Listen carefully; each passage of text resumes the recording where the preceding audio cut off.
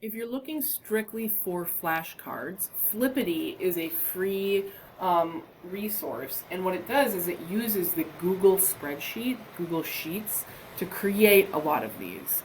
And so I'm at the Flippity website, flippity.net, and like these are a bunch of games, but they all function separately. So what I mean by that is that if I'm going to do a word scramble, everything that I do here will not transfer into this Flippity snowman. Like I have to redo it in what that looks like. And so I'll show you, I always use the name picker for the record. I think the name picker is awesome. Like, and I helped a couple teachers already this year in developing this. Like you can create as many students as you want. There is no limit. If I want to do a random name picker, I can just have it spin the wheel. My students used to call it the wheel of death because they didn't want to get called on, but too bad. So you can do it that. You can be dramatic. You can do just single name, like boom, somebody else, like, and it's at random, right? So it's randomizing who is being called on. You can do a lineup and say like, oh, who's gonna go first? It's Marlon. Nope, now Jessica's gonna go first, and you can just go like, oh, this is how we're gonna go through the brief presentations. You can split students up into groups of two. Like, look, 2 students per, 3 students, 4, 5 students per, or 2 teams, 3 teams, 4 teams, 5 teams. And again, if you don't like it, switch it around.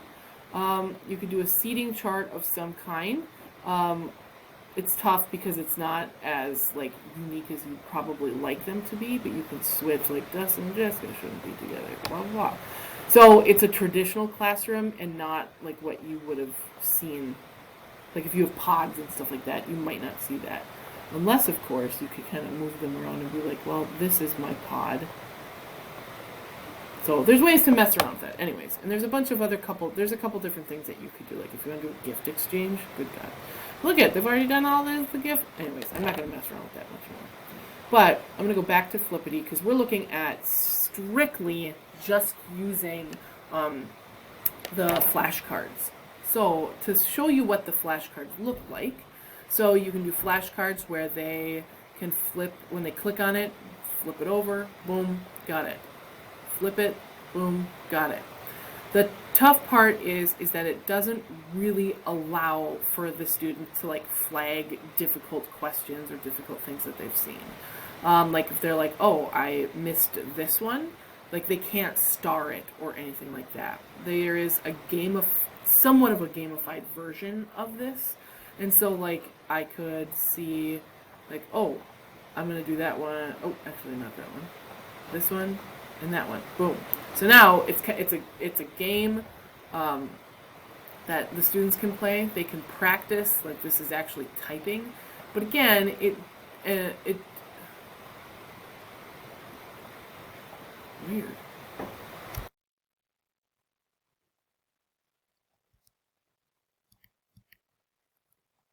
So yeah, I'm just playing around. I guess there are different things that you can do. So if you have your flashcards, they can be easily transferred into a few of those other options.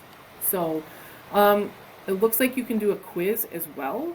What does that look like? Look at that. So now they have to write it on that side. You can print it. So Flippity's got a lot of options to it. The tough part is that the instructions, you have to go back to Flippity to get the instructions about how to create this. It's not an easy copy and paste from Quizlet. So like I said before, you will need to use Google Sheets. So it tells you use this template. So you're going to have to make a copy. Don't delete anything that's got a color to it. So none of this side 1, side 2, card color, text color. I suppose if you want to have certain, like you could mess around with the colors if you want them some type of coded. You could have text colors here. But really, I don't want any of this. And I don't want any of this. So then, if there are things on Quizlet that I want to use, so for example, I want to do this one, the 179 terms. I'm going to have to literally copy and then paste. Oop, where is that? There it is. So, copy, and then paste. Hot diggity. No. I hate the fact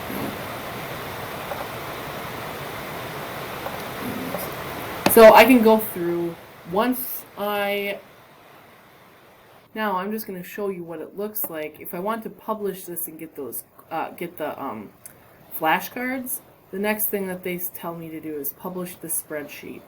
So go up to File, you go up to Share, Publish to Web, and then you go through here, link the entire. So you just want to make sure that it says this document is published to the web. Perfect. Wow. Now you'll notice, so this has been published. Get the link here at the bottom. You got up there, and once you click this link, now you have the flashcards. That's what I put in there. The feeling of blank overwhelmed her as she faced the students at her new school. What's the answer? Displacement. So, like, it's there, it's ready to go. So that's how you can function the Flippity flashcards option. Once you have that, make sure that you save this link here, post it on your Google Classroom. That is the flashcards that you want. That if your students want flashcards, they just want to review some stuff, then that's what you could use, right? So that's what they utilize, that's where they visit. But remember, there aren't any of those starring or review, or go back to type of stuff. It's literally just flashcards. And if the students want randomized flashcards, then they can do that. That's what this is. So they can flip around to different sides. Yeah. It's a nice option. It's totally free. It takes time and it's not as fun, but it gets the job done. And another quick shout out, I just think Flippity is super awesome. I totally love it for the random name picker, if you want to make it a thing. So yeah, there's a lot of different fun things to do on Flippity, but you were looking for flashcards, there's some flashcards.